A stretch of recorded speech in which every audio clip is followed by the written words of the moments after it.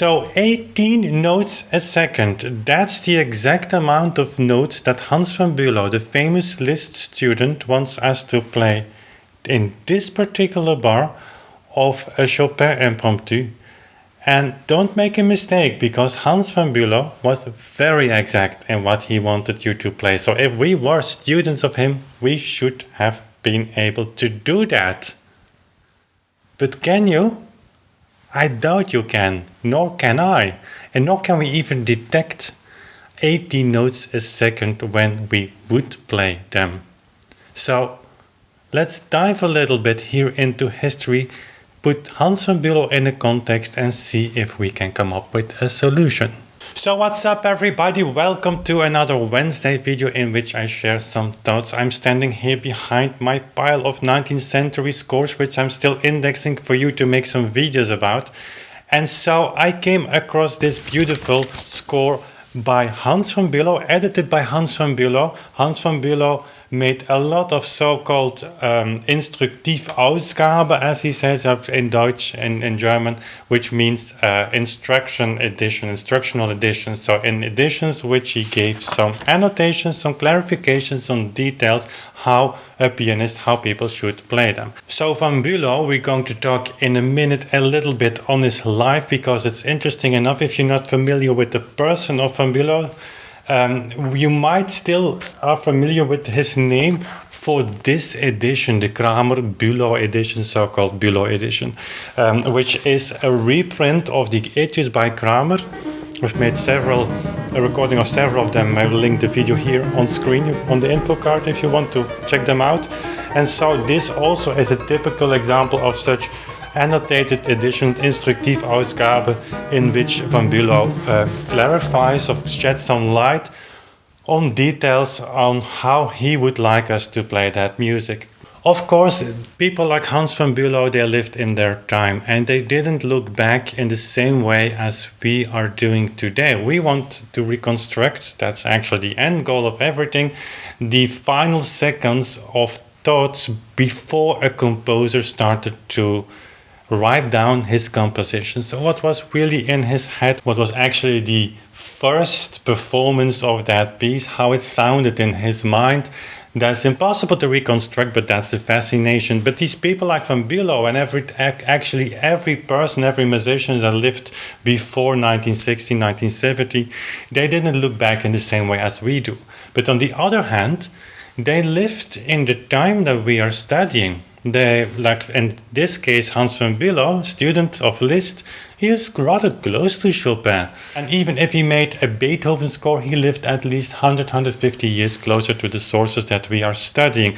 So again, if we look at these scores, we should make a distinction. We should actually try to reconstruct the context in which these people lived and worked. So it's a really complicated matter, and there is no right or wrong solution for that. You need a lot of research and contextual reconstruction, so to say, in order to say something, to make use, so to say, of these scores as a source of inspiration, of kind of knowledge building of the pieces that we want to reconstruct, as I was speaking about in a few seconds ago. So rejecting these scores, as often is done today, as being worthless in the field of research on musical performances, I think that's one bridge too far. They give us valuable information, and one of those particular spots that we are going to talk about, it's about this bar on page 5, I believe, in which Hans von Bülow writes out in full notation one of the trills as he wants us to have it played. And if you then calculate with this metronome number of 132 for the quarter note, then we should play about 18 notes a second, which is rather impossible. So the metronome number 132, I believe it's its own. I didn't find a metronome number by the hand of Chopin. But anyway, it's interesting to look at this in the context of that edition. So very briefly on Hans von Bülow, he was a student of Liszt, of course. He was born in 1830, was one of the favorite students actually also of Liszt. He was also one of the first students of Liszt. So he made a lot of the premieres, part of the piano concerti, also of the famous sonata in B minor, 1857, if I am not wrong on this. He was not even 30 when Liszt asked him to make the premiere for that. So the relationship with Liszt was very strong, not only as a student, but because Hans von Bülow, he fell in love with Cosima Liszt, so the daughter of Liszt. They married, they had 2 girls. Later on they got a divorce because Cosima actually left him for Wagner. So Hans von Bülow had a kind of turbulent life, but what few people know, and what is not often mentioned in fact, is that Franz Liszt was not the first teacher of Hans von Bülow. He had first lessons by a gentleman named Frédéric Chopin, and now the name Wieck may say something to you, because Wieck was the father of Clara Wieck, later Clara Schumann. So I have here a book, Klavier und Gesang. That's an original print, 19th century, in which I will share it here on the second camera, in which Frédéric Wieck, in fact, in a kind of dialogue format between teacher and student, talks about playing the piano, how to practice, and things like that. Very interesting. And I mentioned this relationship between Frédéric Wieck and Hans von Bülow especially because it's exactly the time that we are covering here on the channel lately a lot, 1830, 1840, the time where musicians started to play differently. Pianists started to exercise in a way that the generation of Mozart, Haydn, Beethoven, even Moscheles didn't do. So you had a separation between an older generation and a newer one. And the newer generation, they became so technically involved with the instrument in a way that we are still today, that they had a technique that simply was not available for the generation of Beethoven. And so not only did they play very difficult pieces that were especially composed for them to show off their technique on stage, they were going to apply that technique as well for the older works that for the first time actually ever were played in concert. So the typical concert pianist, as we still know him today or her today, is born in fact around that period. Not a composer anymore, but the person who plays works composed by somebody else. And even in that time, very new compositions that were composed decades before. And so this older generation of people like Frédéric Wieck, they commented about the way that new generation played those old works as too fast, too mechanical, and there was something that they were worried about. And so explicitly in this book, he writes about a kind of reconstruction of that old, almost lost tradition of performance practice.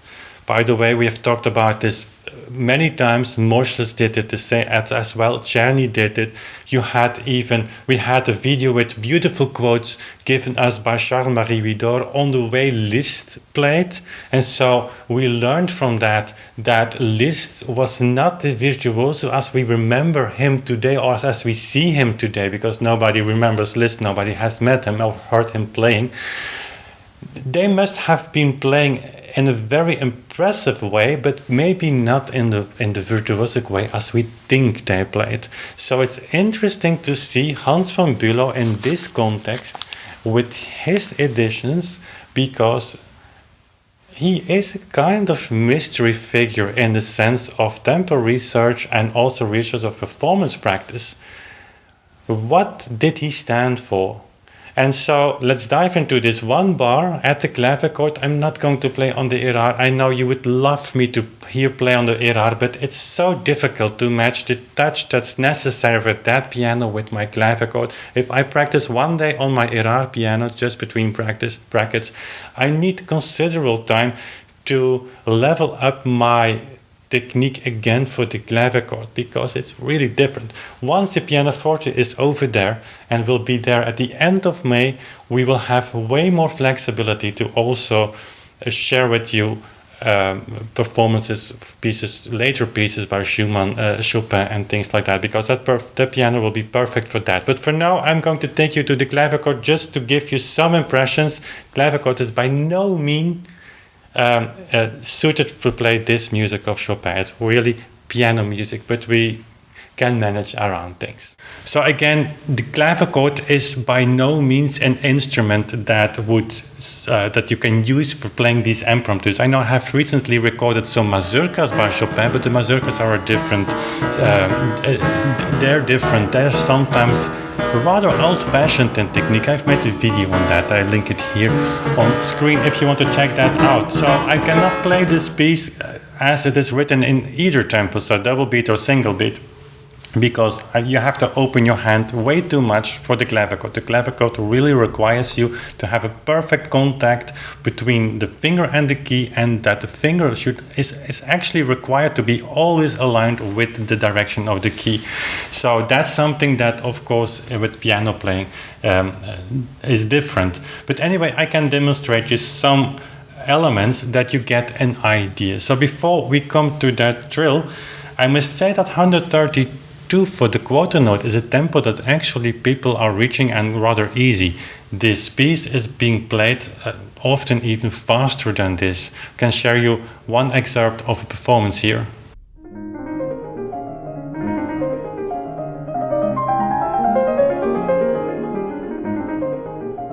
So 132 for the quarter note is this tempo. So literally this would mean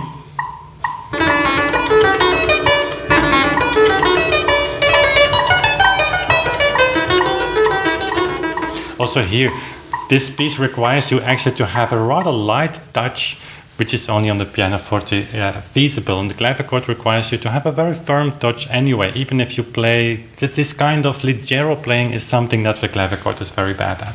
But anyway, that's the 132nd for the quarter note. If we then go, we try double tempo in a minute. If we then go to this one passage, this trill, where Von Bülow explains us how this trill should be played. So 2 quarter notes, and he says you have to play it like that.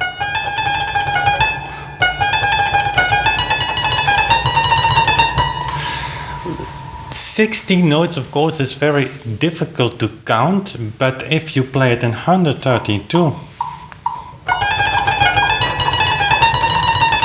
you typically have the half. So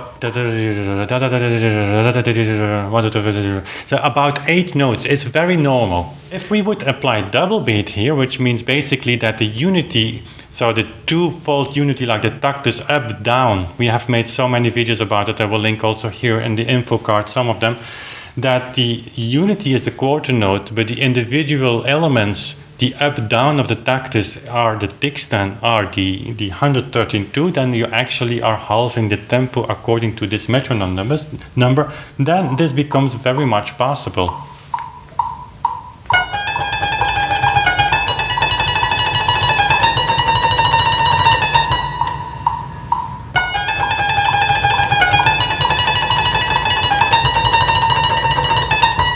So a trill in this tempo, like as I was playing, is very normal. Even on today's concert scene, pianists are playing that in that speed. There is also no reason why to speed up the tempo of that trill if that would be possible, because that would not make the music more beautiful. And so what we hear today in this impromptu is actually just the half of that written out trill by Von Bülow. Did Von Bülow apply the double beat, the old metrical reading of the metronome numbers? That's an interesting question. If we look to the Kramer etudes again, then we see in the Von Bülow edition that he is copying or is taking over a majority of Kramer's metronome numbers. Now, they are fast in a way that even for today, concert pianists would be a really big challenge to meet those numbers. And even some of them are really perhaps beyond reach.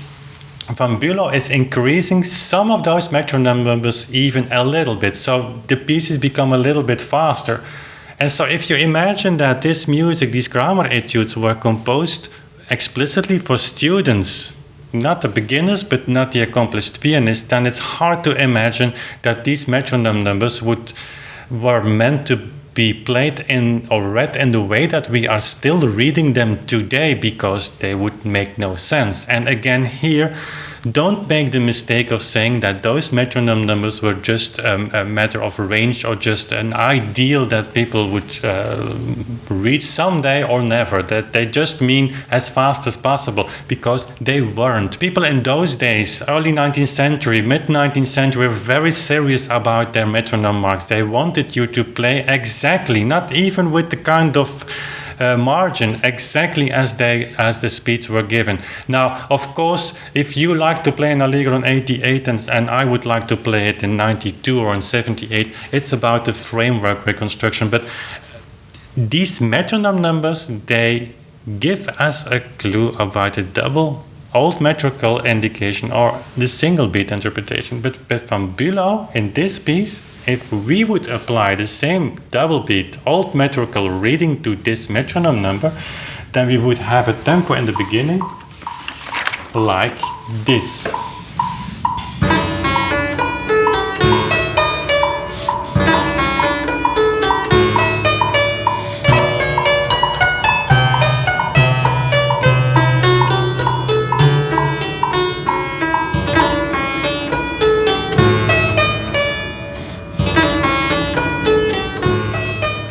So of course, played in this way, this piece becomes drastically different than we hear it on the main stages of today.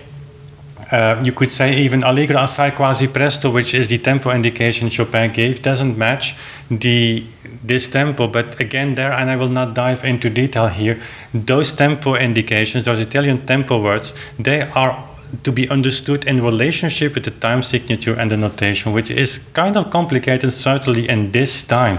So I see this match also, but I see also a connection here. But again, that's for another time, perhaps. There are other elements, however, that become also kind of nice and actually technical. They make sense to have, for instance, this trill on the first 8 note of that triplet is something that more indicates a slower tempo. But anyway, this bar here with these 16 notes in 1 second, of about 1 second, or 18 notes even, that's a strong indicator. And so this video is not about telling you how it is, quote unquote. I think none of the videos I make is giving you a very strong confirmation from my side that I really know how it was. I do see some problems. Sometimes the solution for me is easier than here, but also here I cannot wait to have my pianoforte to try this impromptu really in that old metrical, so this metronome number read in the old metrical sense, because there is something in that might work, and that gives us another Chopin that we know today. And again, that ties into that whole contextual story where Chopin that time was a composer that certainly at the end of his life, that we cannot imagine that, but he was a little bit out of fashion. He did not play a lot of concerts, not only I think because his health problems that he had, but also that the audience developed towards liking a way of playing that was certainly for Chopin really far from what he might have done. And the Chopin we hear today is sometimes a very, very beautiful one, but perhaps more a reflection of how he was played in the second half of the 19th century. But to close this video with Hans von Bülow, that's a person that needs really much more research. Look on his own works that he composed, what are the metronome numbers he gave there, because there is a slow shift in that time from the old metrical reading to the new single beat notation for all the works, not only for the more popular works where people use the metronome as a timekeeper instead of having this metrical time indication at the beginning of the piece. And so von Bülow falls exactly in that period as well. So more to be researched in the future. Let me know in the comment section if you have experience with this piece, with this impromptu, maybe even with an addition that von Bülow made, and what your thoughts are about this, because I would love to read your input here. So anyway, if you are new here to the channel, love to have you subscribed. We have Monday videos in which I perform my works that I'm practicing and share with you on my Clavichord. Is a piano to come.